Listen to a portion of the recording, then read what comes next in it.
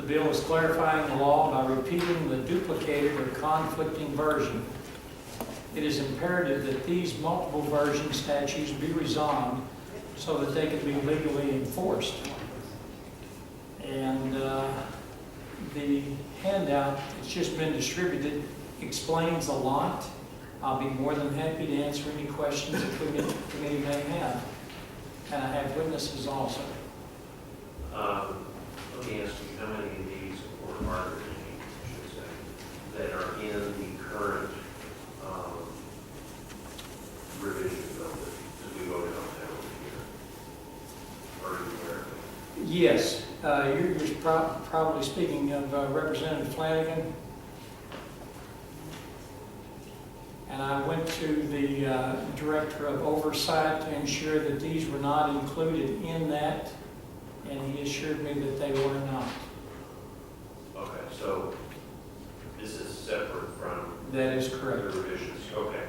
The reason I asked what kind of, you mentioned the House and Senate working together. We were kind of inspired up here that we attached the criminal code to your bill.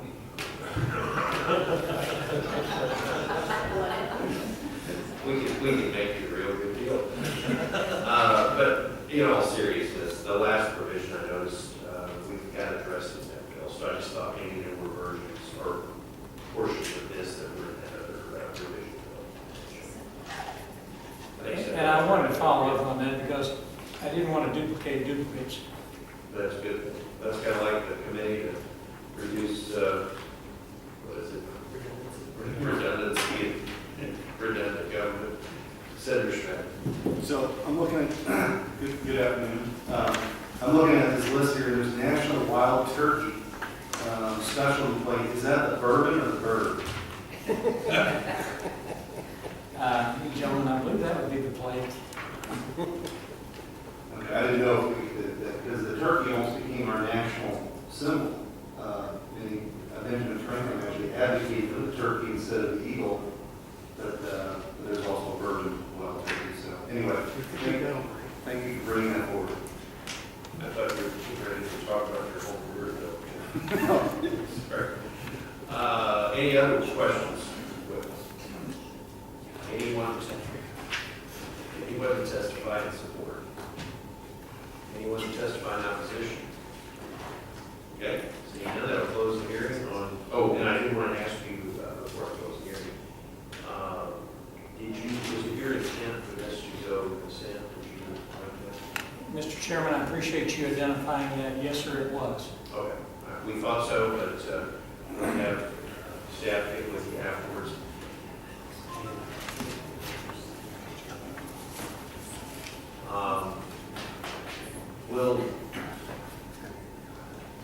I'll reserve judgment on whether we'll accept one tonight, but we'll certainly keep that possibility open. Thank you for your time. Thank you. We'll close the hearing then on House Bill 1245 and now open the, and we will now, just a note, we're going to postpone House Bill 1775 until next week at the request of the sponsor. We will now open the hearing on Senate Bill 681, Senator Curl.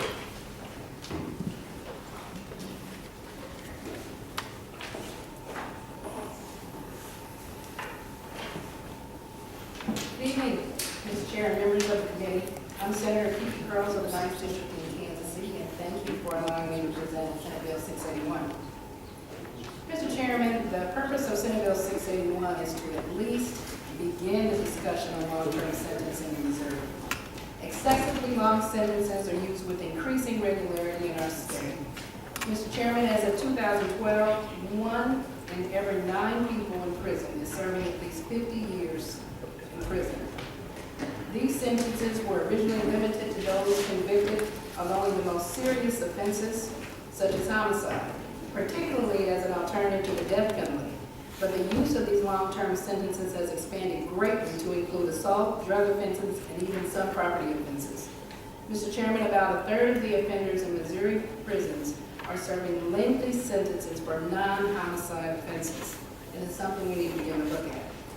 Mr. Chairman, Senate Bill 681 would require the Board of Probation and Parole to review the case history and prison record of any offender serving more than 15 years who had no prior felony convictions, have served at least 15 years of their sentence, and have exhausted all their appeals. At that time, probation and parole would consider their time served, their prison record, whether they've served good time and demonstrated self-rehabilitation efforts, the age of the offender at the time of the crime, whether the case included evidence of physical, mental, or sexual abuse. That they would consider their role in the crime and the degree of violence exhibited, if a plea bargain was made and why the offer was accepted or rejected, and they would consider the severity of the sentence for the crime. Mr. Chairman, upon this review, the board will also make a recommendation to the governor on whether they believe clemency should or should not be granted to the offender. Senate Bill 681 also provides that if the board, after their review, determines that the offender has been physically, mentally, or sexually abused, or the offender's age or maturity in any contributing influence at the time of the crime affected the offender's judgment, then after serving at least 15 years, the offender will be eligible for parole. Not granted parole, but eligible for a parole hearing every 3 years if the offender remains incarcerated. Mr. Chairman, this bill will hopefully at least begin the discussion on long-term sentencing in our state. It's not intended to be a get-out-of-jail-free card, but with the amount of time that some of these offenders have served, it costs the state about $22,000 a year. When this population, who are first-time offenders and have already served a significant amount of time in prison and served good time, this specific population has a low rate of recidivism, and from studies done, have shown little threat to society when they're released. So, Mr. Chairman, hopefully we can begin having this discussion, or at least providing some amount of evaluation or reevaluation to our policies regarding long-term sentencing. And with that, Mr. Chair, I'd be happy to answer any questions. Senator Justice. Thank you, Senator, for bringing this forward. I know that this is a bill that has had a long life over in the House. It's, I think it's been filed. It was filed by For years. Representative McGee for several years, and he's had many co-sponsors over the last several years, of course, that he had this bill. And it was bipartisan support, bipartisan sponsorship of the bill. It was both Democrat and Republican, of course, who had signed on for several years. And I know that you and I have both met frequently with some folks in Kansas City who have worked on this issue. And, when they first came and talked to us, I think we probably had some of the concerns that are bouncing around in folks' heads right now. But one of the things that they showed me, and I appreciate you bringing this forward, is kind of the studies that show that folks that were first-time offenders when they came in, Right. that have served at least 15 years, and that's just a starting point. I guess what I heard from you today is that you'd be willing to, talk about that length. Of course. We just need to begin the discussion. I think, when you have 1 in 9 people that happen to be incarcerated in our prisons right now that happen to have lengthy sentences of 50 years or over, and a third of those folks have to be incarcerated for non-homicidal convictions, I think it's something that we need to begin looking at. And again, these are first-time offenders. These are not folks who have consistently perpetrated crimes and then they happen to have gotten 50 years. These are folks who, for the first time, received a felony conviction, received a long prison sentence, and who have served time well while they have been in prison. And they've shown that they can be Right, rehabilitated. they've served good time. And I think the reason why I thank you for bringing this forward, we've had conversations about this before, is also just the work that we've done over the years with the Pew Foundation when they came in and they were talking about, the Justice Reinvestment Act and getting smart on sentencing. One of the things that we're seeing in other states is the cost to states as our prison populations age. And some states are going to some pretty extraordinary means. I don't know if anyone has seen this, but there are some states that have just made decisions, for instance, to release prisoners when they reach a certain age, basically because the federal government will then pay for their health care as opposed to the state paying for their health care. This is looking, I think, at trying to get the right mix of folks rather than just coming up with a plan to kind of cut folks free and I think it looks like a good start and a good plan. Well, I want to say again that these are not the folks that these are typically probably folks, more likely folks who are not in there for violent crimes. And for folks, as I said, it's their first time offense. And, it's something we need to begin to have a discussion on. I think all of us know that Missouri has historically maintained, long maintained excessive sentencing guidelines, in our state. So it's something that we need to look at again, and evaluate or reevaluate some of these folks. We just need to begin the discussion. Thanks, Senator. Senator Emery? Thank you, Mr. Chairman. Senator, is your language modeled after another state, or is there anything that is modeled after, what the history is in other states? I don't have a lot of information on other states. I do know that, really, as I said, this is a bill that's been filed for several years over in the House by Representative McGee, who of course will serve over there, and others who happen to be co-sponsors. But as I said, it's at least to begin the discussion. And this is, this is a work really in progress. This bill's not perfect.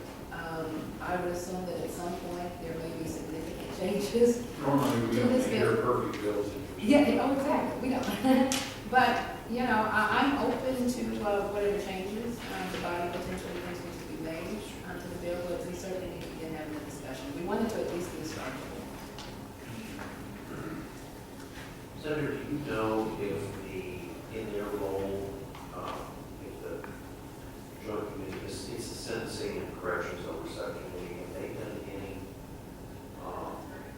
review of this, or have they started any kind of discussion at all? I'm not certain I'm not about that. I'd be happy to check. It's something I need to check into now that you mention it. If not, perhaps this discussion can spur one there as well. I agree. Any other questions for the sponsor? Okay. Are there folks in the audience that would like to testify in support Senate Bill 681? Good evening. Good evening. Very well, thank you.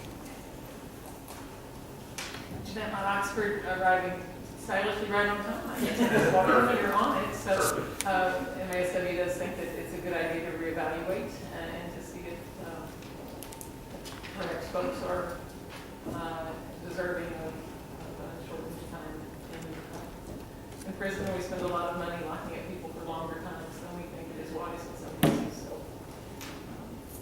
we'd like to see this go forward. Any questions of the witness? All right, thank you very much. Anyone else to testify in support? It's good to see you there, Senator.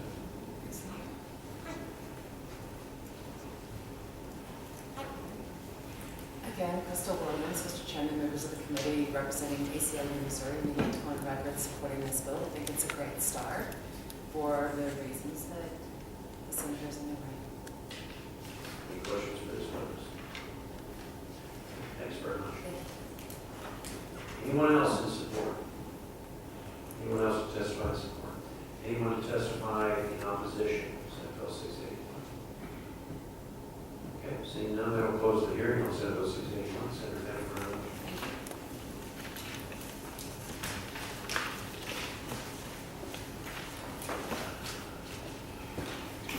Okay, I'll entertain a motion to.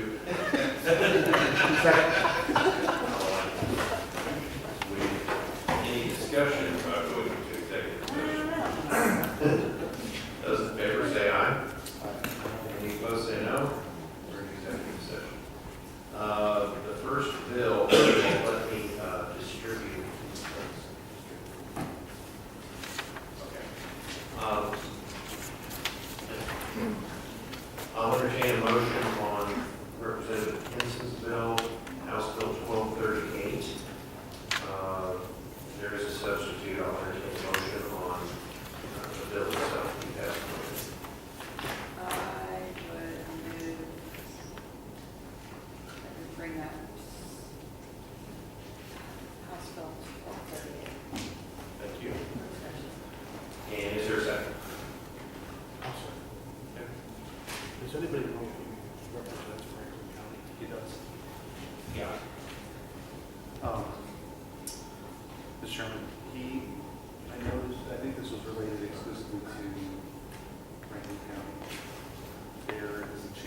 title, the court costs.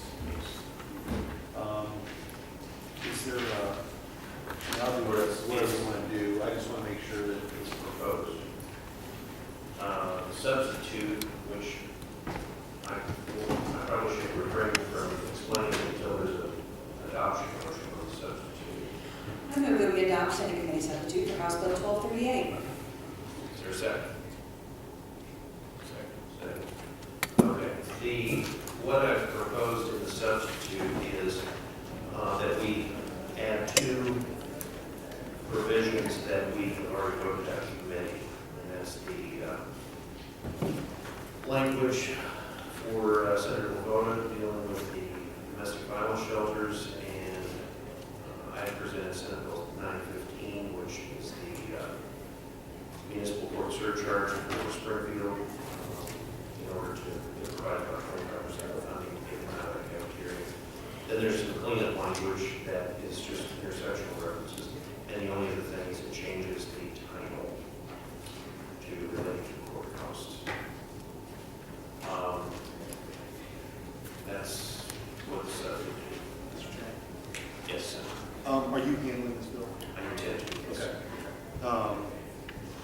Okay, that's good. And I've Because spoken because to the speaker and I have the sponsor. Okay, yeah, no, I just am always watchful. Sometimes there are folks who want to get our local court costs paid for things.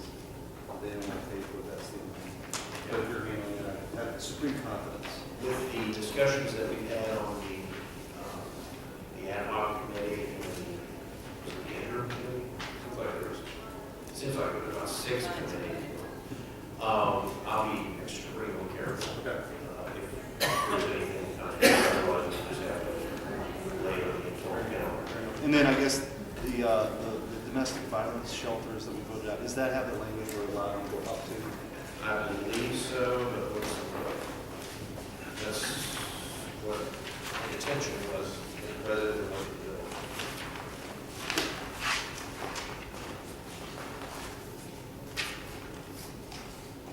Yes, up to $4. Okay, thanks. Any other discussion on that? Okay. Pardon? Oh. Those in favor of adopting the substitute, say aye. Aye. Any opposed, say no. You've adopted the substitute, and we did pass a motion on that. Mr. Chairman, I move to pass Senate Committee Substitute for House Bill 1238. Is there a second? Is there a second? Discussion? And we'll call. Mr. Chairman? Oh, excuse me. Yes. Is there anything that keeps this from being a special law? Anything that keeps it from? I would argue it's not a special law, or it's perhaps very special. I think it's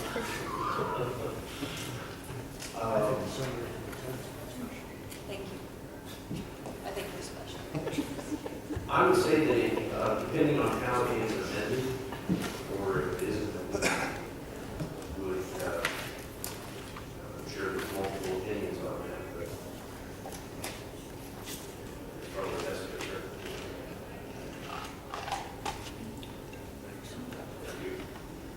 Okay, we will call the roll on the two passes. Senators Dixon. Aye. Emery. No. Shaw. Schaefer. Aye. Schmidt. Aye. Justice. Aye. Key. Aye. 6 to 1, you do pass. Senate Committee Substitute for House Bill 1238. Two other items. Is there any objection to passing the consent bill that we just heard? I typically do not like to do that, but Representative Anthony's bill, which was 1245, all it does is repeal duplicative versions of statutes. Is there any objection to doing that? Prevents us from having to meet tomorrow. I would prefer not. Okay, I'll entertain a motion on that bill as well. That was, Mr. Chairman, House I Bill move to pass 1245. House Bill 1235. is there a second? Second. Any discussion? We'll call the roll. Senators Dixon. Aye. Emery. Aye. Shaw. Schaefer, Aye. Schmidt, Justice, Aye. Keating. Aye. Mr. Chairman, I move we put this on consent calendar.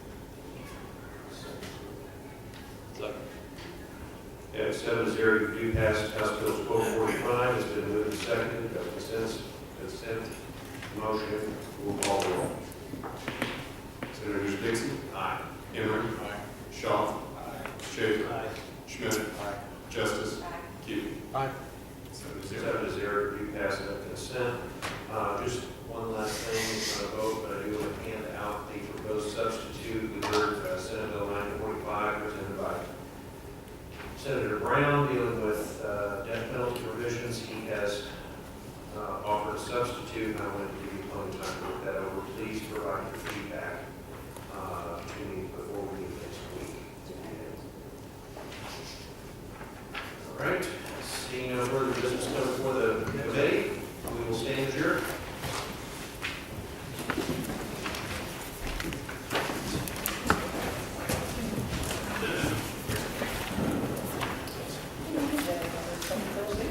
Yeah, well, 6:45, not too bad. Are you guys, people